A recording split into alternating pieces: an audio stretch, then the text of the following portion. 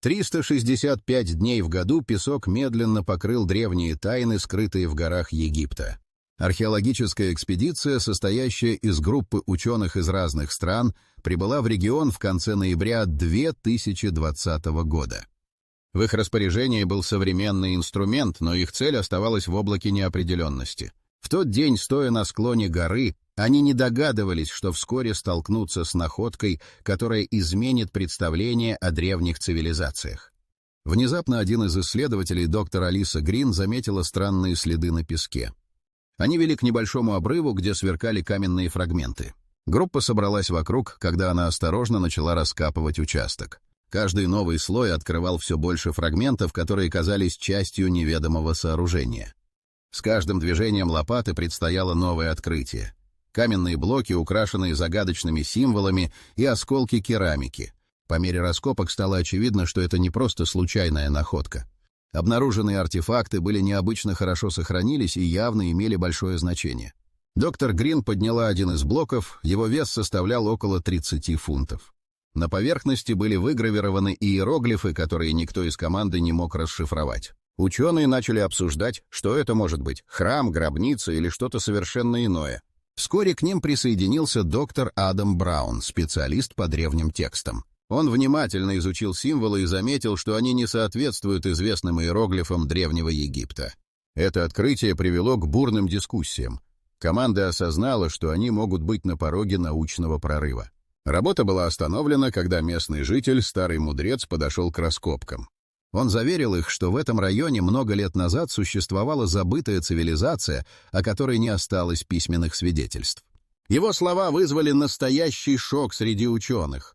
Простая находка на склоне горы открывала возможность существования ранее неизвестной культуры. Ночью, пока команда изучала найденные артефакты, возникло чувство напряжения. Каждый из исследователей понимал, что на их глазах происходит нечто грандиозное. Странные символы, которые не соответствовали известной хронологии, ставили под сомнение устоявшиеся научные теории. Каждый член группы осознавал, что они не просто исследуют прошлое, но, возможно, пересматривают всю историю человечества. На следующий день они решили продолжить раскопки с удвоенной энергией. Их ждали новые открытия, но никто не мог предсказать, какие тайны им вскоре предстоит раскрыть. Песок скрывал не только камни, но и исторические факты, которые могли переписать учебники. С утра команда снова собралась вокруг раскопанных артефактов. Доктор Грин внимательно изучала фрагменты, когда в этот момент кто-то из группы заметил, что неподалеку выступает еще один камень, частично скрытый под слой песка. С любопытством один из ассистентов, Джейсон, подошел ближе и начал очищать поверхность. Параллельно с этим остальные продолжали фиксировать найденные иероглифы, пытаясь их расшифровать. Как только песок был убран, Джейсон вскрикнул. Он наткнулся на металлический предмет, ржавый, но явно искусно отделанный. Это было древнее орудие, похожее на меч, но с формой, которую никто из команды не видел ранее. Его длина составляла около 3 футов, а на рукоятке были выгравированы те же загадочные символы, что и на каменных блоках. Доктор Браун подошел к находке. Он заметил, что этот меч, вероятно, принадлежал к какой-то культуре, о которой ничего не было известно. Страсть к древним текстам и их расшифровке охватила его. За несколько минут он произнес несколько слов на древнеегипетском, пытаясь сопоставить их с символами на орудии. Никакие из известных ему значений не совпадали. Журналисты и фотографы из местных СМИ, которых специально пригласили для освещения экспедиции, начали активно фиксировать находку. Они осознали, что это может стать сенсацией, однако в это время в глубине горы послышался громкий треск.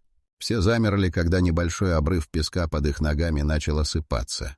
Солнце отразилось в находках, и команда увидела, как из-под земли выходят большие каменные плиты, образующие вход в подземный коридор. Собравшись, ученые решили исследовать коридор. Внутри было темно и сыро, но обрывки света от фонарей раскрывали стены с иероглифами, которые становились все более знакомыми. Скорее всего, это были изображения обрядов, связанных с поклонением богам. Каждый шаг по коридору издавал глухой звук, эхом раздаваясь в тишине. По мере продвижения глубже в коридор они заметили, что стены покрыты тонким слоем красной краски, создавая ощущение, будто здесь когда-то проходили ритуалы. Вдруг перед ними открылась большая комната, где стояли 3 массивные статуи с неповторимыми чертами лиц. Каждая из них имела уникальные узоры на одежде, и их выражения были полны тайн. Доктор Грин и доктор Браун замерли, осознавая, что они могут находиться в самом сердце забытой цивилизации. Статуи, возможно, представляли правителей или богов. Ученые сделали несколько шагов вперед, когда один из исследователей заметил, что пол комнаты усыпан мелкими черепками. Их осмотр показал, что это остатки древней керамики, возможно, использовавшиеся во время ритуалов. По мере того, как команда собирала образцы, напряжение нарастало. Каждое новое открытие поднимало все больше вопросов о культуре, существовавшей здесь тысячи лет назад. Существовали ли письменные записи, которые могли бы объяснить, что здесь произошло? Как эта цивилизация исчезла? На эти вопросы предстояло найти ответы, и каждый из членов команды понимал, что они стали частью нечто большего, чем простая археологическая находка. Команда решила сосредоточиться на изучении артефактов. В центре комнаты разложили найденные предметы — меч, каменные блоки и осколки керамики. Доктор Грин организовала работу, разделив обязанности между членами команды. Каждый знал свою задачу, и воздух вокруг наполнился энергией исследования. Сотрудники начали делать фотографии, фиксируя каждый фрагмент иероглифов и символов. Доктор Браун обратился к найденному мечу, который стал центром их внимания. Он осторожно очистил его от ржавчины с помощью специального раствора. По мере удаления коррозии стали видны детали, ранее скрытые.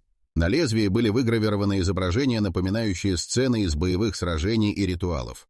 Ученый записывал каждую деталь, стараясь сопоставить изображения с известными историческими данными. В это время один из ассистентов, Майкл, обнаружил, что на одном из каменных блоков был нанесен набор символов, который на первый взгляд выглядел как упрощенный вариант иероглифов. Он собрал для анализа несколько кусочков и начал их расшифровывать.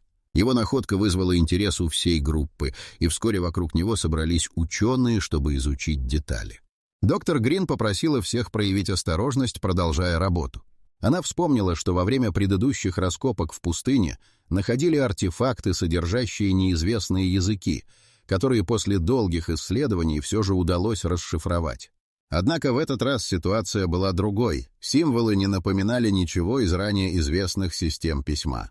Когда Майкл закончил предварительное исследование, он прочитал несколько слов, которые, как показалось, описывали ритуал жертвоприношения.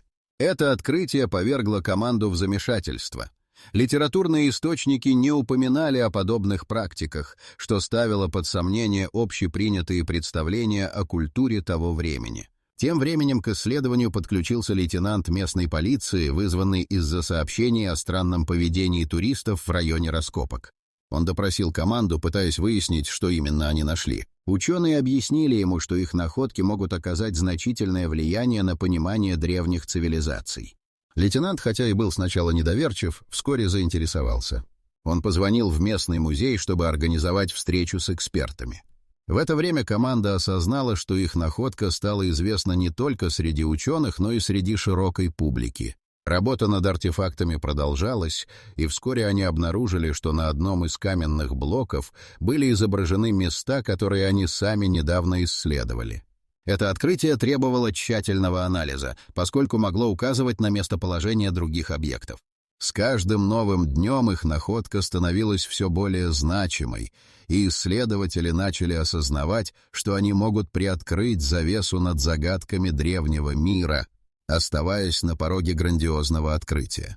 Тайны, которые они собирались раскрыть, могли не только изменить представление о древних культурах, но и вызвать новый виток в изучении истории человечества. В последние дни напряжение среди команды нарастало. Обсуждения о значении найденных артефактов становились все более жаркими.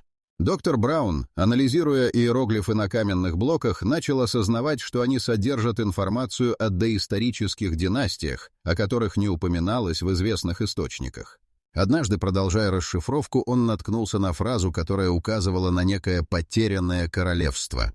Эта находка взбудоражила всех. В это время к раскопкам подключилась группа местных историков, желающая исследовать значение древних текстов. Они начали активно обсуждать новые находки, но некоторые из них выступили с критикой, утверждая, что их интерпретация может быть ошибочной. Эти дебаты привели к конфликту внутри команды. Появились разногласия по поводу дальнейшего подхода к исследованию. Тем временем один из исследователей, Майкл, заметил, что на одном из блоков присутствует символ, похожий на знак, который использовали в своих ритуалах древние жрецы. Он решил изучить этот элемент подробнее и обнаружил, что этот символ также встречается в других археологических находках в Египте, но в совершенно другом контексте. Это открытие заставило его задуматься о связи между найденными артефактами и более широкими историческими событиями. На следующий день команда решила провести некоторые эксперименты. Они начали сопоставлять иероглифы с известными текстами и устными традициями, чтобы понять их значение. Однако каждый новый шаг только добавлял вопросов. Существует ли связь между потерянным королевством и известными династиями? Почему о нем ничего не записано в исторических книгах? В этот критический момент в лагерь пришла новость о том, что местные власти собираются закрыть раскопки. Ученые узнали, что кто-то из местных бизнесменов заинтересовался земельным участком, где велись раскопки. Это вызвало бурю среди команды, ведь они понимали, что их исследования могут быть остановлены, не получив должного завершения. Ученые обратились к лейтенанту полиции с просьбой помочь им в разрешении ситуации. Лейтенант пообещал подключить местные власти, но предупредил, что решение может занять время. В это время команда решила продолжать исследование, осознавая, что каждый новый день может оказаться решающим. Они начали углубляться в детали, пытаясь найти любые улики, указывающие на важность находок. Доктор Грин, полной решимости, предложила провести экстренный симпозиум, на который пригласить не только ученых, но и местных жителей, чтобы продемонстрировать важность их работы. Она надеялась, что поддержка общественности поможет сохранить раскопки. Эта идея вызвала одобрение, но у некоторых членов команды возникли сомнения. Они опасались, что такая открытость может привлечь нежелательное внимание. Наступил вечер, когда команда собралась в большом палаточном лагере. Они обсуждали планы на завтрашний день, но в воздухе витало ощущение тревоги. Каждый понимал, что они стоят на пороге исторического открытия, но также осознавали, что их работа может быть остановлена в любой момент. Каждый новый день приносил не только надежду, но и риск, и они знали, что должны действовать быстро, чтобы защитить свои находки и раскрыть тайны прошлого. На следующий день команда собралась для обсуждения важности своих находок. Доктор Браун представил результаты своих расшифровок, которые свидетельствовали о существовании цивилизации, процветавшей за тысячи лет до появления известных династий Древнего Египта. Он утверждал, что это открытие может перевернуть всю хронологию истории региона и подорвать устоявшиеся научные теории о происхождении фараонов. В комнате воцарилась напряженная тишина. Среди участников дискуссии нарастали разногласия.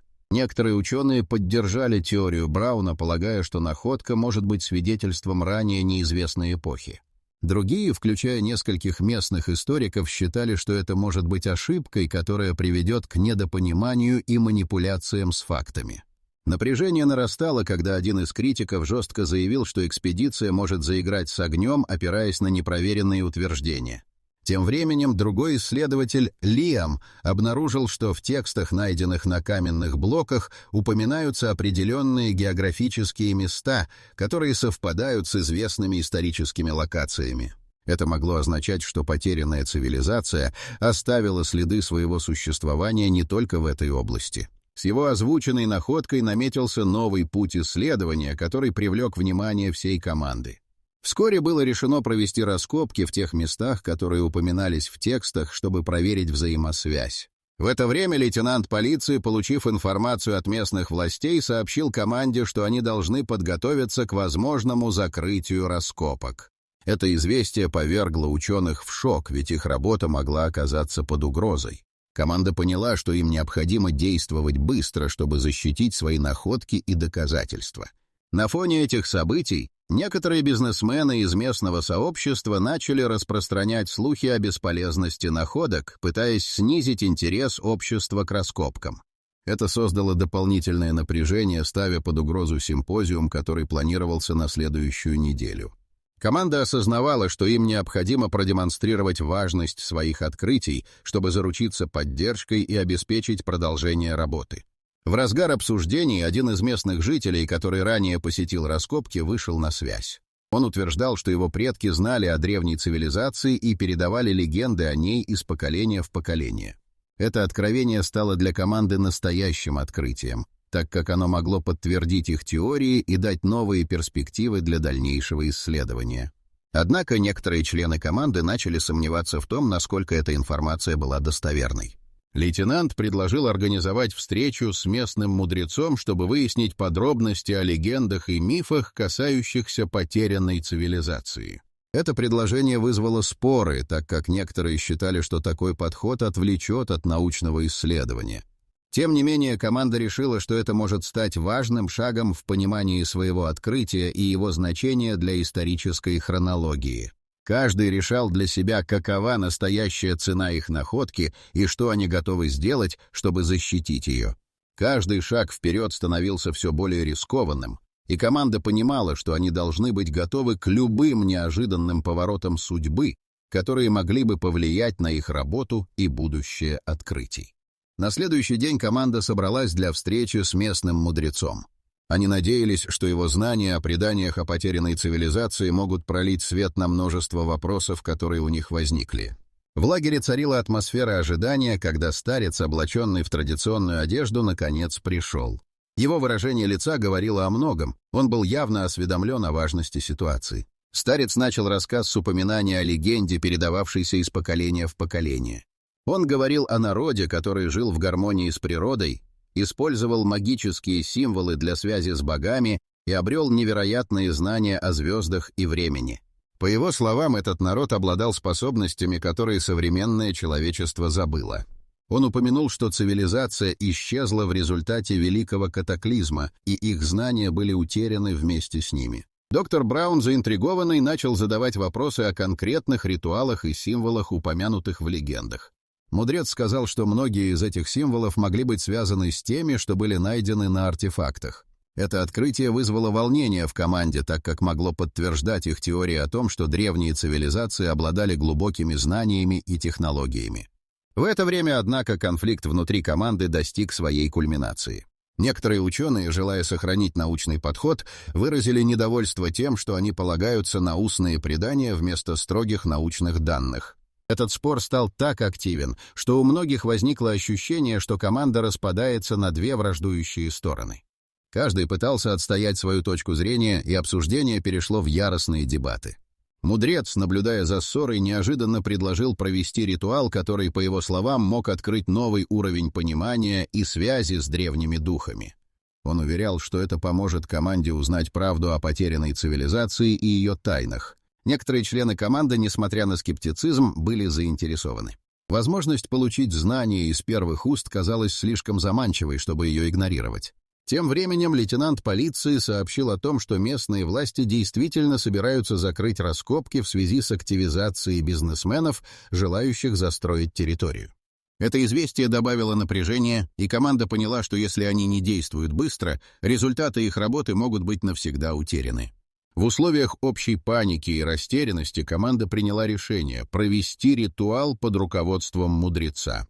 Они надеялись, что это поможет не только установить связь с прошлым, но и привлечь внимание общественности к их работе. Раскопки надо было защитить, и они понимали, что чем больше людей узнает о их находках, тем больше шансов на успех. Собравшись для ритуала, они ощутили одновременно и трепет, и страх. Они не знали, что ожидать, и как это может повлиять на их будущие исследования. Каждый из участников был полон надежды, что этот шаг поможет им разгадать тайны, которые веками оставались скрытыми. Но вместе с надеждой на открытие новой истины пришло и понимание, что они играют с силами, о которых даже не догадывались. Ритуал прошел в напряженной атмосфере. Мудрец произнес древние заклинания, а команда, сидя в кругу и окруженная камнями и артефактами, ощущала мощную связь с прошлым. После завершения ритуала споры о значении находок вспыхнули с новой силой. Доктор Браун, вдохновленный чувствами, вызванными ритуалом, предложил сосредоточиться на символах, упомянутых мудрецом. Он указал на каменные блоки, на которых были выгравированы иероглифы, и предложил сопоставить их с новыми находками. Однако другие члены команды, такие как Джейсону, показалось, что ритуал отвлек их от реальных исследований. Они считали, что упор на предание рискует привести к ошибкам в интерпретации найденных артефактов. На следующий день один из критиков, местный историк, выступил с сомнениями, утверждая, что находки могут быть подделкой или случайным совпадением. Его слова вызвали недовольство в команде. Ученые решили провести независимый анализ артефактов, привлечь сторонних экспертов. Это решение вызвало внутренние разногласия. Часть команды считала, что такой шаг только ухудшит их положение. Среди острых дебатов журналисты, освещающие раскопки, начали задавать вопросы, подогревающие конфликт. Они спрашивали о научной основности их находок и выражали сомнения в их подлинности. «Как вы можете быть уверены, что это не вымысел?» — звучали вопросы. Ученые чувствовали нарастающее давление, ведь их работа могла оказаться под угрозой. В ожидании приезда независимых экспертов команда решила провести экскурсию по местным археологическим музеям, чтобы сравнить свои находки с другими артефактами. Эта вылазка дала возможность обсудить свои идеи с другими учеными, которые также изучали древние цивилизации. Однако во время обсуждений выяснилось, что многие из их находок отклоняются от известной хронологии, что усиливало давление на команду. Тем временем пришло сообщение, что независимые эксперты готовы присоединиться к раскопкам. Это известие вызвало волнение и дополнительный стресс.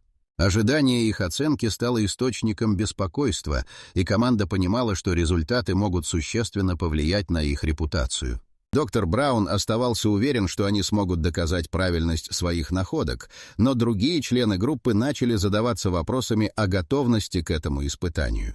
Конфликт внутри коллектива продолжал углубляться. Чувствовалось, как группа разделилась на два лагеря. Одни верили в значимость своих открытий, другие сомневались в научной строгости исследований. Каждый понимал, что неудача может подорвать их работу, и мечта о раскрытии древних тайн зависела от успешного завершения текущих исследований. Настало время, когда им предстояло доказать свою правоту и сохранить свои открытия, или смириться с их потерей. С приближением даты приезда независимых экспертов общественный интерес к раскопкам значительно возрос. Журналисты начали публиковать статьи о находках команды, акцентируя внимание на возможности открытия, которое могло изменить представление о древних цивилизациях. В каждом новом выпуске местных новостей обсуждались вопросы о подлинности артефактов и их значении. Члены команды осознавали, что результаты анализа могут существенно повлиять на их репутацию и дальнейшие исследования. В день приезда экспертов в лагере царила предвкушенная напряженность. Ученые обменивались настороженными взглядами, когда в их лагерь прибыли специалисты. Доктор Браун первым представил свою интерпретацию символов и текстов, найденных на артефактах. Эксперты, скептически настроенные, внимательно выслушивали его, заложив руки за спину. Доктор Кэмерон, один из экспертов, сосредоточился на анализе меча и керамических фрагментов, которые привлекли его внимание. Доктор Грин, ожидая результатов, пыталась подслушать разговоры между экспертами. Вскоре они начали обсуждать возможные методы датировки находок. Тишину прервала просьба Кэмерона предоставить данные о химическом составе меча. Доктор Браун, наблюдая за тем, как образцы отправляются в лабораторию, почувствовал прилив надежды. Он понимал, что результаты анализа могут подтвердить их теории о существовании ранее неизвестной цивилизации. Тем временем другой эксперт, Марк, задавал вопросы о том, как команда проводила исследования и сколько времени было затрачено на расшифровку текстов. Когда анализы были завершены, команда собралась для обсуждения результатов. Доктор Кэмерон сделал заявление, которое повергло всех в шок. Он сообщил, что меч и другие артефакты действительно имеют гораздо более древнее происхождение, чем считалось ранее. Предполагаемая датировка находок оказалась около 4000 лет до нашей эры. Это открытие поставило под сомнение существующие научные теории о хронологии региона. Среди членов команды поднялась волна эмоций. Ученые, ранее сомневающиеся в подлинности находок, начали пересматривать свои позиции. Тем не менее, местный историк продолжал оставаться скептичным и требовал дополнительных доказательств и независимого анализа. В это время журналисты, следившие за событиями, начали задавать вопросы о том, какое значение имеет эта находка для понимания древних цивилизаций.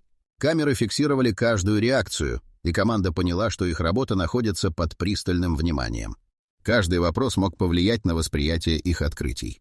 Доктор Грин, осознавая, что ситуация требует решения, предложила провести пресс-конференцию, чтобы объяснить важность находок и их значение для истории. Она утверждала, что это открытие может привести к новому этапу в изучении древних культур. Напряжение нарастало, и команда осознавала, что они стоят на пороге величайшего открытия, но также на грани скандала, если не смогут подтвердить свои находки. Пока команда готовилась к пресс-конференции, напряжение в воздухе было ощутимо.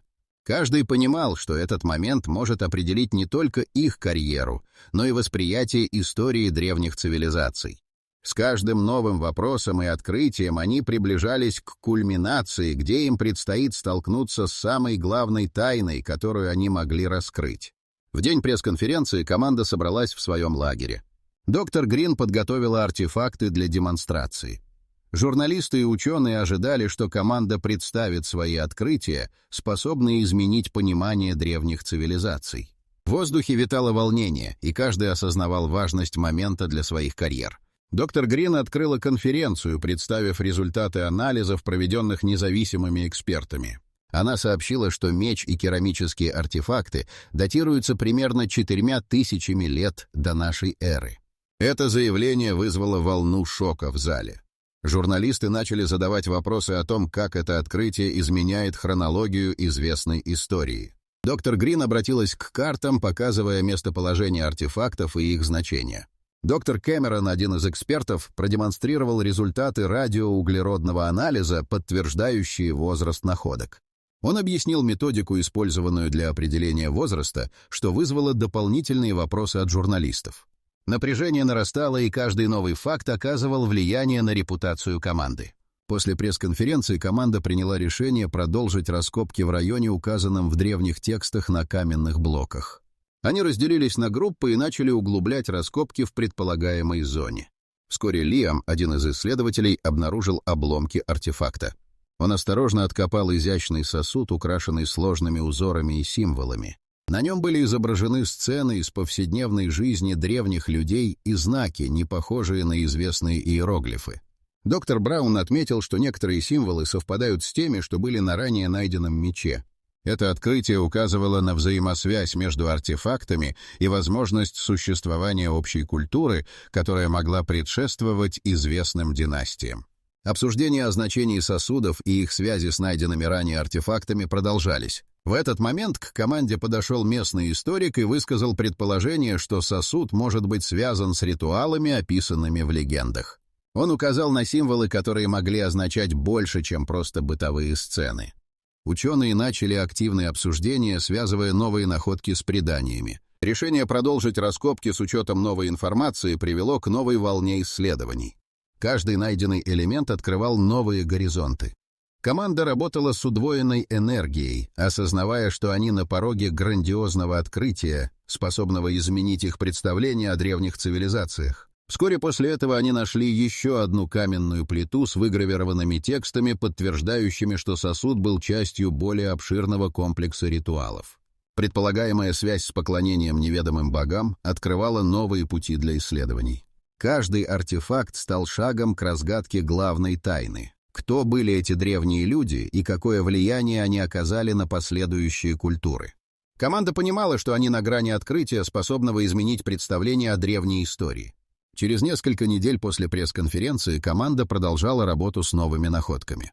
Доктор Грин и доктор Браун организовали анализ всех артефактов, включая сосуд и каменные плиты. Обсуждения о взаимосвязи между найденными предметами привели к углублению исследований. Ученые начали сопоставлять символы и изображения, чтобы выявить общие черты, свидетельствующие о единой культуре. Вскоре они пришли к выводу, что обнаруженные артефакты указывают на существование сложной цивилизации, которая могла процветать задолго до известных династий Древнего Египта. Исследования показали, что эта культура, вероятно, имела свои ритуалы, связанные с поклонением богам, о которых известно лишь из устных преданий местных жителей. Каждая новая находка укрепляла их уверенность в том, что они делают важное открытие. Члены команды начали писать статьи для научных журналов, делясь своими открытиями с миром. Журналисты снова обратили внимание на раскопки, и интерес к проекту возрос. Теперь уже в международной прессе обсуждали влияние находок на понимание древних цивилизаций. Однако не все были так восторженно настроены. Некоторые ученые оставались скептиками, утверждая, что команда спешит с выводами. Локальные власти, чувствуя нарастающее напряжение, начали высказывать сомнения в легитимности раскопок. Эти вопросы заставили команду задуматься о будущем их исследований. С каждым днем давление на ученых возрастало. Научное сообщество ждало подтверждений их теорий, а местные жители начали переживать по поводу возможного изменения их истории. В это время доктор Грин решила провести открытое собрание, пригласив как сторонников, так и критиков. Она хотела объяснить значение открытий и их последствия. На встрече ученые представили свои находки и аргументировали свои выводы. Местные жители, слушая рассказы о своей истории, начали осознавать, что их культура была важной частью этого открытого наследия. Присутствующие начали задавать вопросы о возможностях дальнейших раскопок и о том, как эти находки могут изменить их понимание прошлого. После собрания команда получила одобрение от местных властей на продолжение исследований. Это решение стало важным шагом к дальнейшему изучению и охране новой культуры. Ожидания возросли, и команда настроилась на долгий путь вперед. В конечном итоге их находки не только изменили представление о древних цивилизациях, но и привели к новому диалогу о важности культурного наследия. Команда поняла, что их работа имеет далеко идущие последствия. Они не просто раскрывают тайны прошлого, но и помогают формировать будущее, основанное на понимании и уважении к культуре, которая когда-то процветала на этих землях. Каждый новый день работы открывал новые горизонты и оставлял след в памяти как для них, так и для всего научного сообщества. Последствия их открытий будут ощущаться еще долгие годы, способствуя научным исследованиям и культурному обмену.